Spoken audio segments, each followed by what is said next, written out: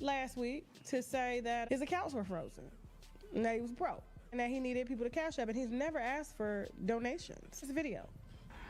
And the bank told me to enter my 16-digit card number. I did that.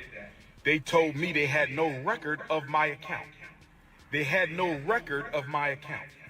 The bank that I've been with since I was a teenager told me they had no record of my account. So then I called the bank. And the bank told me that my personal account, as well as the independent Frederick Douglass Marcus Garvey Academy account, have both been frozen. Both bank accounts have been frozen. Both bank accounts have been frozen. And I was told that there is an investigation into my personal account as well as the school account. I asked them, was this due to suspicion of any fraud on my part? I was told that it was not due to suspicion of any fraud on my part, but I was told that it was due to suspicion of fraudulent activity. I was told that someone has been trying to gain access to my personal account and the FDMG account. I was told that someone has been trying to gain. Just because you repeat it 3 times, bro, don't mean that's going to make it any better. So Rita says, yes, but we learned that a legitimate trusted board of directors need to be in place before donating. This was from our conversation about should you be able to be transparent about when you get donations. A plan needs to be in place, quarterly meetings to keep everyone honest and needs to be held. Feather says every FBA is not like this.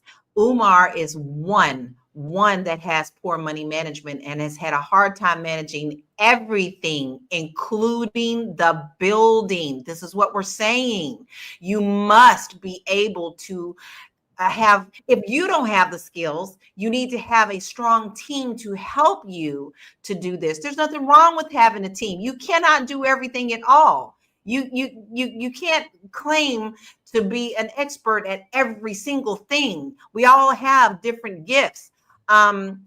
Let's see. Oh, Anonymous says everyone can't be bought. Some of us have morals and integrity. But did you not hear me say, Anonymous? I believe that sometimes that's a test for us, right? We all go through tests, right?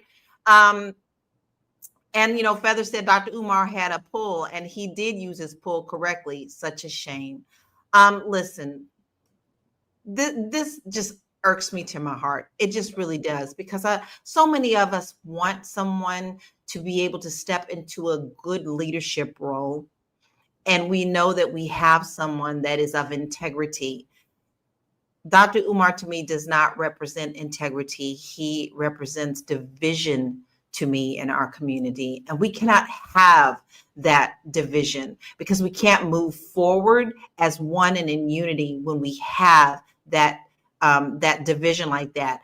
But that brings me to a good question. So Yolanda, do you think that there are historical examples of donations that have actually worked in our communities? Just call up a couple of them outside of the civil rights movement. If you can think of one that has been successful, which one can you share with us? Oh my goodness, Lala, why you gotta put me on? Because I was gonna reference the civil rights movement. Because okay, go ahead. Because you know what? Obviously, we are back here again, right? We need to be at that level again. Go ahead. Because that's the only time that I remember. Well, girl, that's before my era, but that's the only time I remember when Black people were more unified at one point, where they did put their dollars together and they made stuff happen.